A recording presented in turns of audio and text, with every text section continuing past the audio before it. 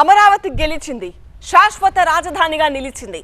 ఆంధ్రప్రదేశ్ శాశ్వత రాజధానిగా అమరావతి, ఇది ఫైనల్. ఆల్రెడీ అసెంబ్లీలో తీర్మానం జరిగిపోయింది. ఆ తీర్మానం ఢిల్లీకి వెళ్లిపోనుంది. ఏప్రిల్ 1న కేంద్ర కేబినెట్ ఆమోదం పొందే అవకాశం ఉందన్నారు సీఎం చంద్రబాబు. ఆంధ్రుల కలల రాజధాని, ఏకైక రాజధాని అమరావతి. ప్రభుత్వాలు మారినా, ముఖ్యమంత్రులు మారినా రాజధానిని మార్చకుండా అమరావతికి చట్టబద్ధత కల్పిస్తూ ఆంధ్రప్రదేశ్ అసెంబ్లీ ఏకగ్రీవ తీర్మానం చేసింది. ఏపీకి శాశ్వత రాజధాని నిర్మాణం అవసరమని సీఎం చంద్రబాబు సంకల్పించారన్నారు స్పీకర్ అయ్యన్న పాత్రుడు. ప్రభుత్వాలు మారినప్పుడల్లా నిర్ణయాలు మారకూడదన్నారు. ఏపీ అసెంబ్లీ ప్రత్యేక సమావేశానికి వైసీపీ హాజరు కాకపోవడం సరికాదన్నారు స్పీకర్ అయ్యన్న పాత్రుడు.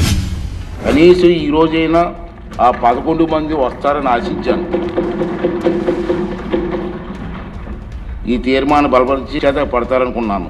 కానీ చేసిన తప్పులను సభాముఖంగా ఒప్పుకునే ధైర్యం కానీ నిజాయితీ కానీ వారికి లేవని నాకు అర్థమైపోయింది.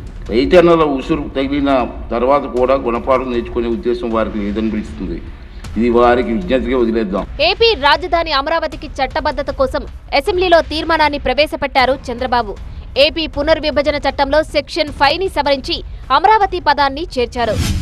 Request the government of India to amend the section 5 of the Andhra Pradesh reorganisation act 2014 as under A to include the word at Amaravati to subsection 2 of section 5.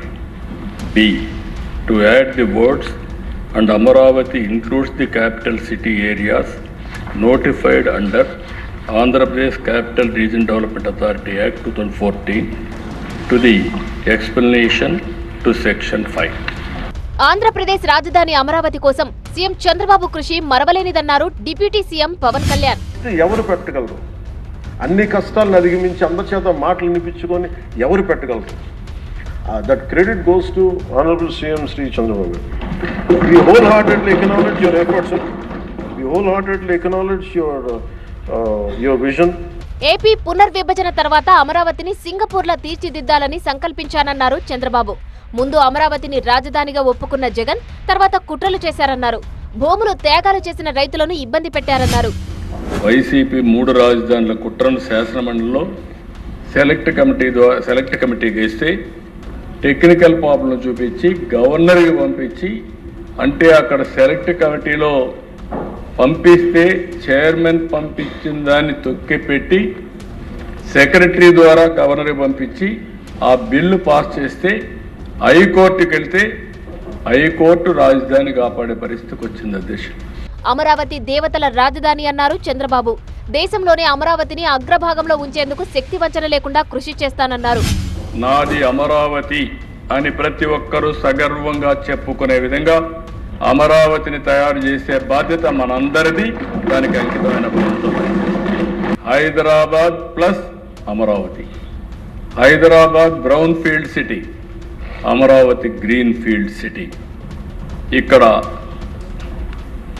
ఆదాయాన్ని సృష్టిస్తాం.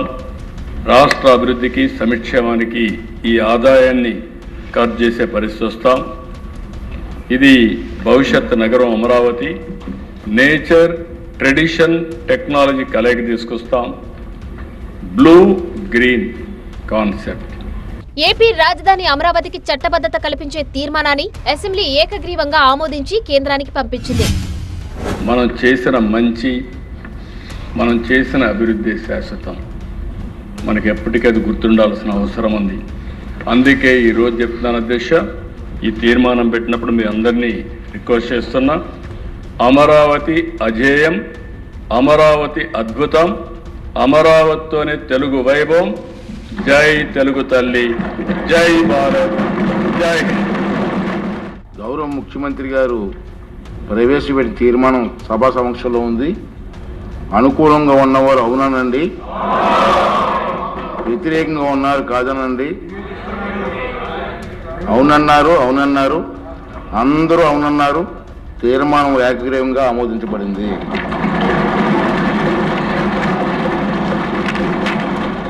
వచ్చే నెలలో పార్లమెంటులో అమరావతి తీర్మానాన్ని కేంద్రం ప్రవేశపెడుతుందన్నారు కూటమి నేతలు.